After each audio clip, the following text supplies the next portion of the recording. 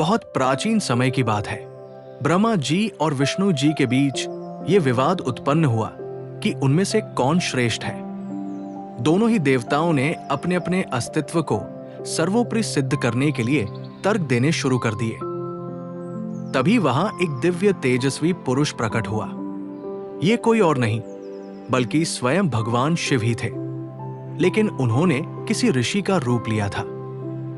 उस दिव्य पुरुष ने कहा, तुम दोनों में जो इस रहस्य का उत्तर खोज पाएगा वही श्रेष्ठ माना जाएगा। तभी एक अद्भुत अग्नि स्तंभ प्रकट हुआ, एक अनंत तेज का लिंग स्वरूप, जिसका न कोई आदि था और न कोई अंत।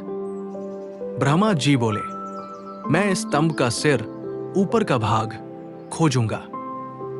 ब्रह्मा जी हंस रूप में ऊपर की दिशा में उड़ गए, ये सोचकर कि वो शीर्ष खोज लेंगे। विष्णु जी बोले, मैं इसका मूल, नीचे का भाग खोज कर लाऊंगा। विष्णु जी वराह, सुअर रूप में नीचे की ओर गए स्तंभ का मूल खोजने। दोनों देवता अलग अलग दिशा में चल पड़े और हजारों वर्षों तक यात्रा करते रहे। विष्णु जी नीचे की ओर चले और अंत तक कोई सीमा नहीं मिली, वे थक हार कर लौट आए। वही ब्रह्मा जी को भी ऊपर कोई छोर नहीं मिला, परंतु उन्होंने झूठ बोल दिया कि उन्हें शीर्ष मिल गया। उन्होंने केतकी पुष्प को गवाह बनाकर यह झूठ कहा कि वह इस अग्नि स्तंभ के शीर्ष पर मिला है। तभी उस अग्नि स्तंभ से एक प्रचंड ध्वनि हुई और प्रकट हुए भगवान शिव अपने दिव्य रूप में। उन्होंने ब्रह्मा जी के झूठ पर क्रोधित होकर उन्हें शाप दिया, तुम्हारी पूजा धरती पर नहीं होगी। और केतकी, तू झूठ की साक्षी बनी है, इसलिए अब से तू मेरी पूजा में कभी स्वीकार नहीं की जाएगी। केतकी पुष्प भगवान शिव की पूजा में वर्जित है। यह शिवलिंग पर नहीं चढ़ाया जाता क्योंकि यह झूठ की साक्षी बना था। इसे पाखंडी और असत्य का प्रतीक माना गया।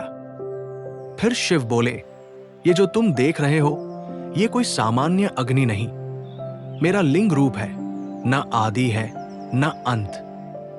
जो भी इस लिंग रूप की उपासना करेगा वो मुझे साक्षात प्राप्त करेगा।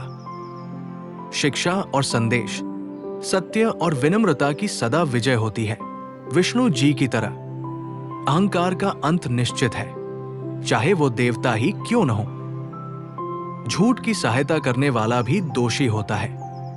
पूजा में फूलों और वस्तुओं का चयन केवल उनकी सुंदरता नहीं बल्कि उनके आचरण और प्रतीकात्मकता से किया जाता है। ये कथा हमें सिखाती है कि अहंकार और झूठ से दूर रहना चाहिए। भगवान शिव स्वयं ब्रह्मा और विष्णु से भी परे हैं। वे अनादि और अनंत हैं। शिवलिंग कोई साधारण पत्थर नहीं बल्कि स्वयं शिव का अखंड तेज है। शिवलिंग केवल पूजा की वस्तु नहीं बल्कि ब्रह्मा और तत्व ज्ञान का प्रतीक है, जो हमें आत्मा की शुद्धता और ईश्वर की निराकारता की ओर ले जाता है। जो भी श्रद्धा से शिवलिंग की पूजा करता है उसे मोक्ष की प्राप्ति होती है। भगवान शिव का लिंग रूप ब्रह्मा का प्रतीक है। अनादि, अनंत, निर्विकार, यानी वो रूप जिसे सीमाओं में नहीं बांधा जा सकता। शिवलिंग की पूजा किसी मूर्ति पूजा का सीमित रूप नहीं बल्कि परब्रह्म की उपासना है।